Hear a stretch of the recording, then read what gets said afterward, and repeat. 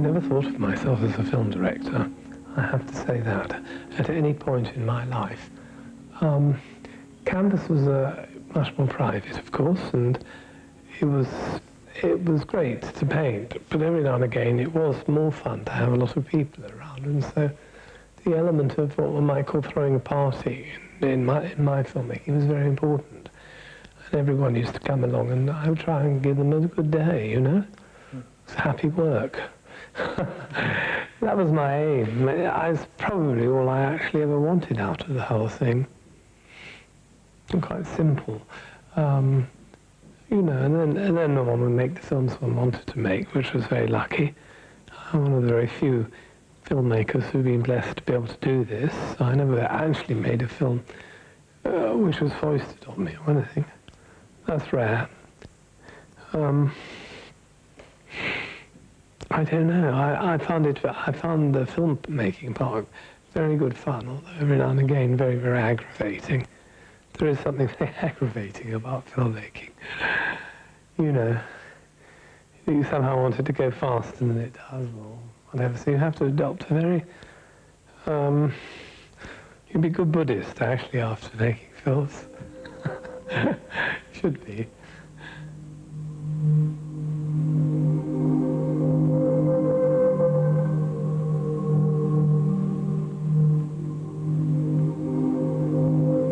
One of the many interesting things about you as a filmmaker is that you've made films using all sorts of different techniques. Is there a reason for that?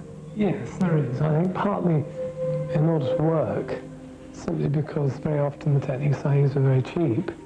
And also it was an exciting era during the 1980s, because we started the 1980s with very primitive video, really, and we ended up with very sophisticated video. And on the way, I discovered you could put the Super 8 onto video and then back to film. I mean, when I started, it was something we did in Beaconsfield, in John Hall's garden shed. By the end of the decade, we were making feature films, using the same techniques. And it was quite exciting. There's a lot of free form in the Super 8. You know, you wouldn't have to film in the formal way that you normally would, so that was fun. Terence Davies said they were a mess, those films, I remember. He's probably right. But they were fun to do. I have to say that it was always partly in the back of my mind, let's make a film that everyone enjoys making. And the Super 8 certainly was that, because everyone could join in. I'd bung the cameras in to people and say, you film. And they'd all come along and do it.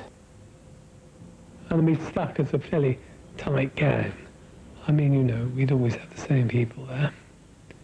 Which is the best way in some ways, because everyone knows each other. Then when they come on, you know, on the first day, you don't have all that business of everyone trying to get to know each other. I think it really helps to have a gang, your gang. And we had a very good gang, I mean, you know, and everyone would do something. Including the actors. I mean, the actors with the cameraman with the actors, it got all muddled.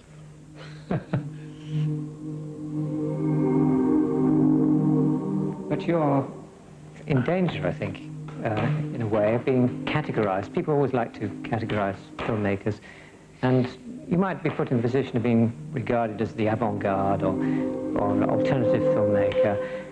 I never felt it myself. I just thought I was making films, and probably I was making films in a way which sometimes not the most conventional way of doing them, John. So, I mean, I don't think of myself as avant-garde. I mean, I think avant-garde died with Marcel Duchamp before the war. So, I mean, you know, I find that all very odd, that category.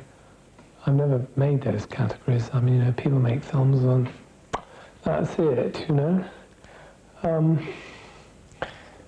I never felt of myself like this. It's odd.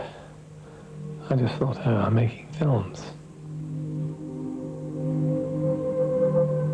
What follows is usually that your films get shown with collections associated with alternative filmmaking, perhaps with the ICA, or you're in the position of being an art house cinema maker, and therefore perhaps the screenings are limited.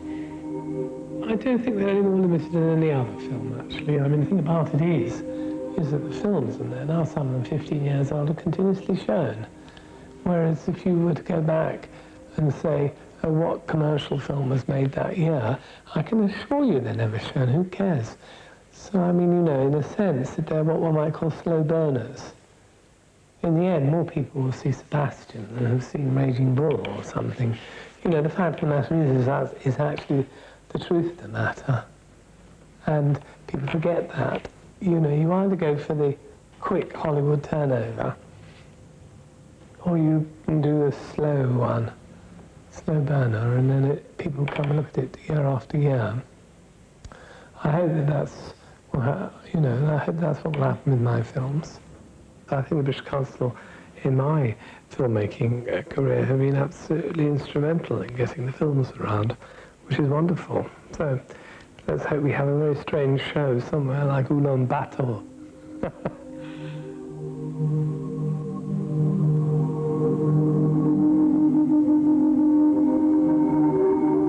I'd like to ask you to say something now, Derek, about your various feature films. I'd like to start with Sebastian and Jubilee. Well, Sebastian created more havoc at the beginning and doesn't seem to any longer, but I remember when we showed it at Locarno, everyone got very uptight, and the whole audience was sort of banging their feet and walking out very noisily. In fact, I was a bit shocked because I didn't realise I'd made anything that would upset people like that. You can imagine. And then we had a real grueling question and answer session in the town square with all these filmmakers saying that it was so badly made that it shouldn't have been shown. However, I mean, it was shown, and that's all history. Jubilee was another matter. I mean, Jubilee got tied up much later on with problems when it was shown on television. I mean, when it was just a film, no one really... Although I must say some people were a bit upset about it. I remember Vivienne Westwood getting very upset, and you know, the designer, yes, and various other girl who said, sung "We Need His Love" in front of the screen in a big hippie dress. She was rather good, actually, on the first night. I quite liked all of that riot.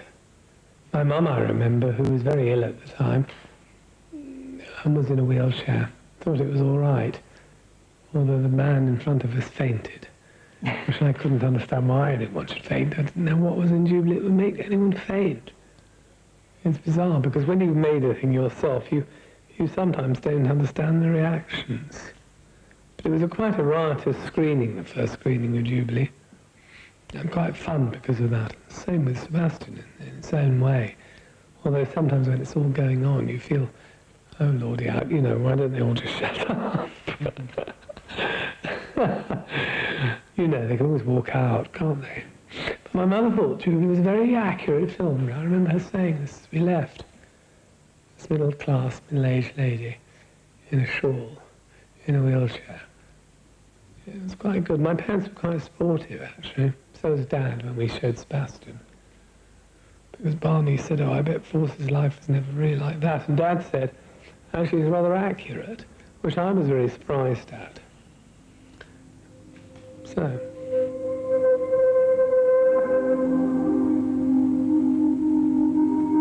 Your version of Shakespeare's The Tempest, one of the things I remember was that it didn't seem to have done very well in America. It's for some reason, they seem to take against such an adaptation. Well, I think it was Vincent Canby, wasn't it? Who was the critic in the New York Times. He never really liked me very much. He spent his time after being even ruder. He said like sand and spinach, didn't he? And like the ugly shriek of chalk across the blackboard. I mean, that was the description of The Tempest. I must say it gave us all a bit of a surprise because it has been so successful here. And we arrived in New York and got these vicious reviews. And it closed the film within 4 or 5 days. I mean, it couldn't. It was uptown, and it couldn't withstand that sort of criticism. You know, it needed the New York Times, which was a pity because I think the film was very modest, really, and it was a way of solving an equation. I mean, you've got an island, and what do you do about it? So, you know, I found Stoneleigh Abbey with Christopher, and sort of turned it into an island. It was a rather wonderful island because, you know, Elizabeth of Bohemia, whose wedding this Tempest was performed at, her wedding ceremonies, was actually in the front hall. I made a beautiful portrait of her, of Stoneleigh. And so the day we got there, we sort of thought, well, this is serendipity. Look, there she is in the front hall. So maybe she'll look at us benevolently. And we had a very wonderful time filming there, and it was in the middle of the winter. It was quite magical. I mean, the place was covered with snow. It was that very, very cold winter. But the one I did in the end was fairly conventional, in spite of the Americans disliking it. I think the American observation of Shakespearean films is that someone like Kenneth Branagh's Henry V is very wild. The Tempest was too wild. So we didn't get very good reviews. It's a pity, because I'd thought that we might have a breakthrough there at that moment. And the thing about America is that if you can make a few bob there, it does help. I mean, you have to move there, but it does help fund the films here, if they're a bit of a success. I never had that success in America, so it's very complicated.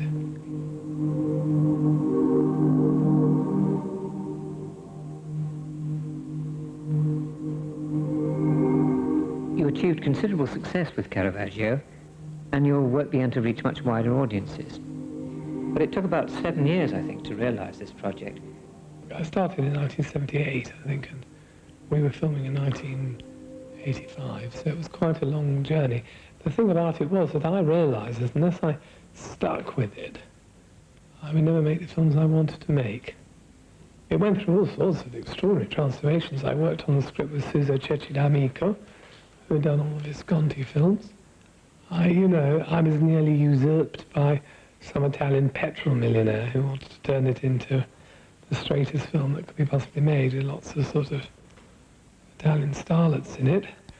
And in the end, I was rescued by the British Film Institute, you know, who put the money into it and put their shoulders behind it. And the film was made very quickly, I think 4 or 5 weeks probably, in the Isle of Dogs in a warehouse which wasn't even soundproofed. I remember people's feet clattering through high heel shoes. Clip, clip, clip, clip, clip.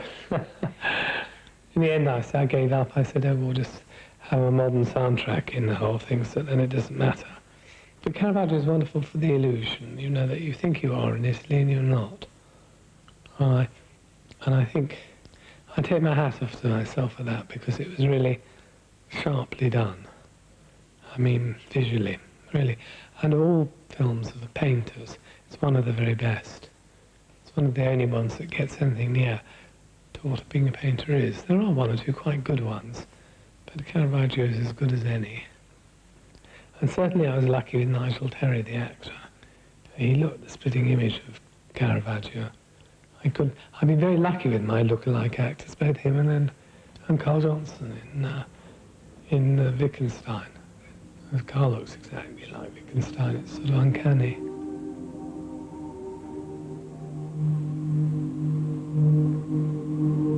With The Last of England, you present a very bleak look at modern Britain. Yeah, it was a fairly bleak. It was a fairly bleak time for those of us who disagreed with what was happening around in the 1980s. Somehow it looks as if the 1980s were going to go on for at least 3 decades, you know, and there would always be Mrs. Thatcher there, and there'd always be, it's somehow become like this. You've got this horrible feeling of stagnation. And I think that The Last of England came out of that feeling. It was a very aggravating time. You wanted things to change, yet, you know, they're not going to, that sort of feeling. What can I say about it? I mean, it doesn't actually tally with the reality of this place. It was much more mental journey. And bits of it are rather good, but it gets up and down. It's up and down. You can't possibly make a film which is consistent with a Super 8 camera. It's too complicated.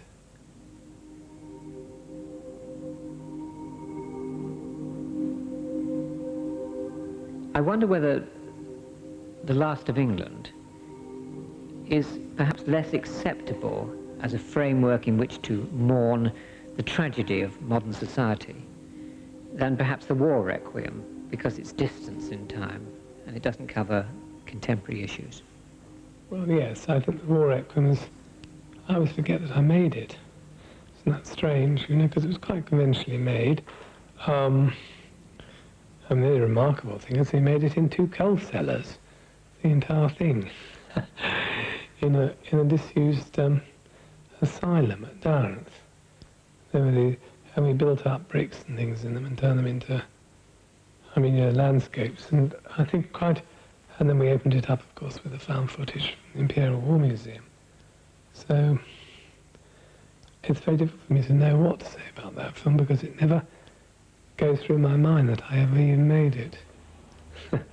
It came out of a situation where I spoke to Tom Boyle and I said, it's quite mad that we're making all these pop promos. I wonder if anyone's thought of doing anything bigger, you know, longer, in that same sort of way. Oh, he said, what will you do? I said, well, there's only one thing, because it's dead easy. And that's the War Requiem, because it's easy simply because you don't have to explain who anyone is. There'll be nurses or soldiers or whatever.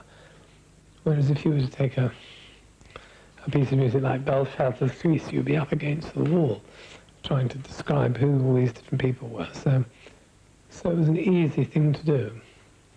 But it worked in its own quiet way. Certain parts of the film worked better. The snowball scene worked very well. And they were throwing snowballs. That worked. It was actually quite moving, that bit. Other bits were up and down. It was almost too impossible to do it, of course, in 2 coal cellars with the resources. But we had a bash. I'm glad we made the film, although, as I said, it's never been one that I've actually really remembered.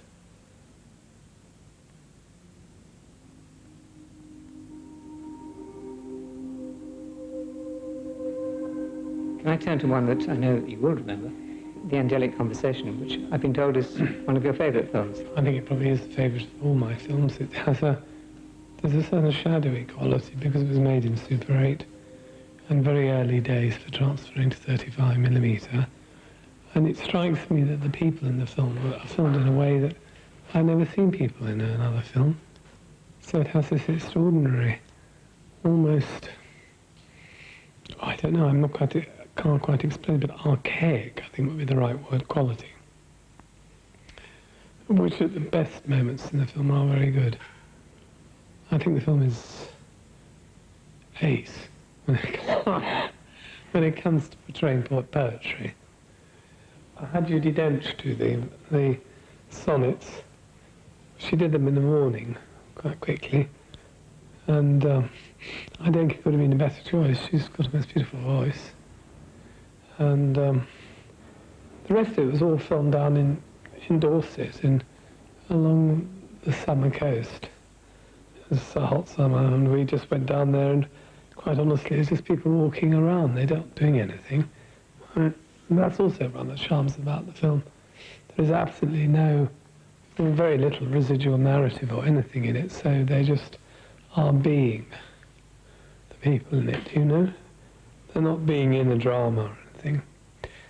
And the last part was done at Montacute in Somerset, at the old house there, which I remember as a child because I lived in Somerset. And I don't know, it seemed quite magical when the footage came through. And oddly enough, whenever I show the film, there's always someone in the audience who says this is the most beautiful film we've seen.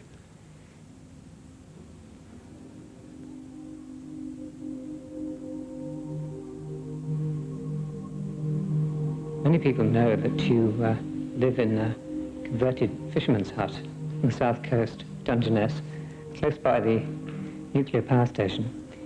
And it's there that you actually filmed The Garden. Well, The Garden started off as a sort of home movie, really, because I was actually filming The Garden, and it slowly developed.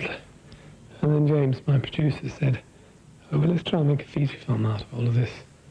And it was a whole series of desperately incoherent pieces of Super 8, and then we got a gang of people down for a couple of weeks and attempted to make some sort of order by building it roughly around the gospel story. What was strange about this is that the film won the Catholic Award for the best religious film of that year, which is quite surprising, but I mean, it did. And what else can I say about it? Again, it was an improvisation, rather like The Last of England. I think if you're going to do those sort of improvised films, you've got to take a subject matter which everyone would agree on. So taking the gospel story, everyone knows the story, so you don't have to start explaining if things come up in the odd order or whatever. I had the advantage of Tilda as well, who by this time had really established her reputation. And she was very, very good in the film. So it sort of worked. I don't know whether it does or not. I haven't really seen it since. I tend to see my films a lot when they come out, 20, 30 times with audiences, and then after that I never bother. So I've no idea what it really is like, this film, any longer. You forget quite quickly, thank heavens.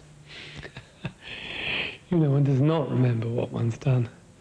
It's quite a surprise sometimes. You go and see something like The War Wreck and you think, oh my God, did we do this or that?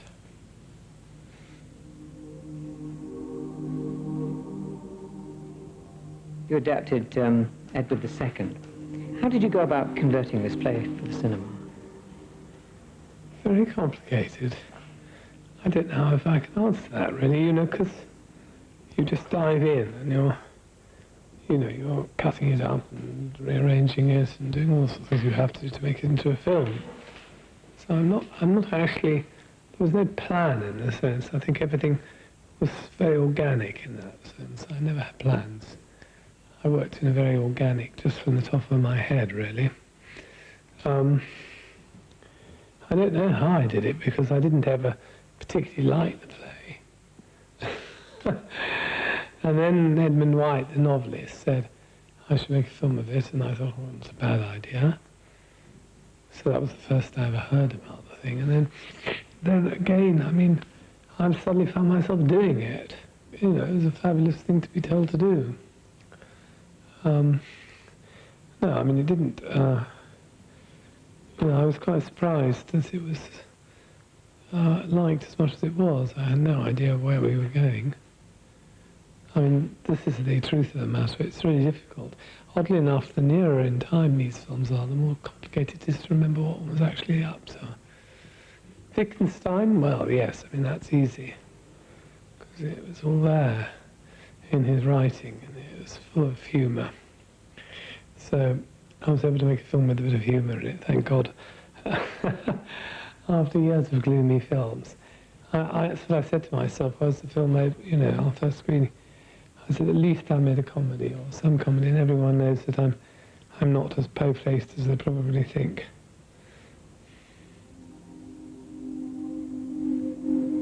In a way, the completion of the film Blue seems to have brought you full circle.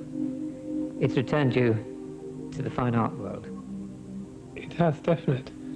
You know, it has roots in painting, like Yves Klein and wherever, and it is very much a painter's film.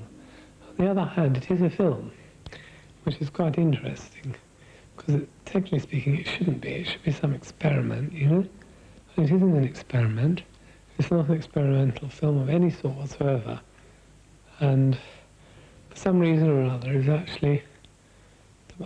was the best solution for the subject, that there should be no images on it. I can't imagine it with images on. Did you find it painful to relive some of the experiences you went through, which you portray in the diary?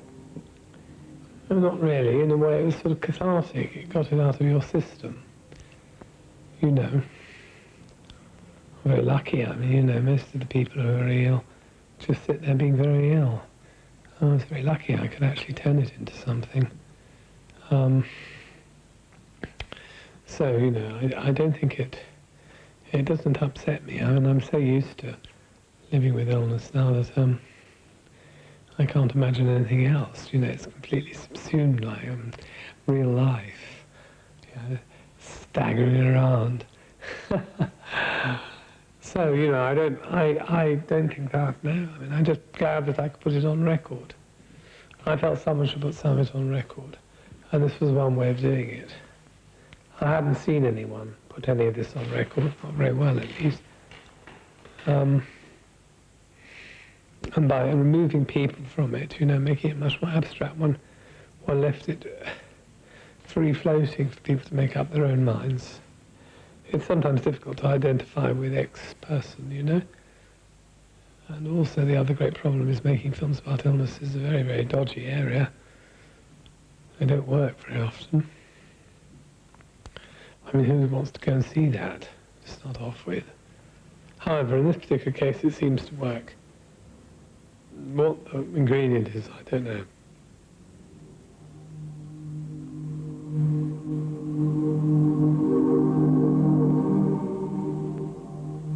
I wonder whether you want to continue making films. No, I don't want to carry on making films. The Blue film is my last film. I'd be very happy if, for some reasons, someone produced some money for a film like Narrow Rooms, I'd do it. But I have to say my energy is very limited now, and I suspect it would be very, very hard to make a film. But not impossible. And what I'm going to do instead is paint. I'm much happier painting now. Carl and I can sit in this room, which is an extremely nice room, and quietly work. And I see no problem. I mean, the paintings are just as interesting as the films.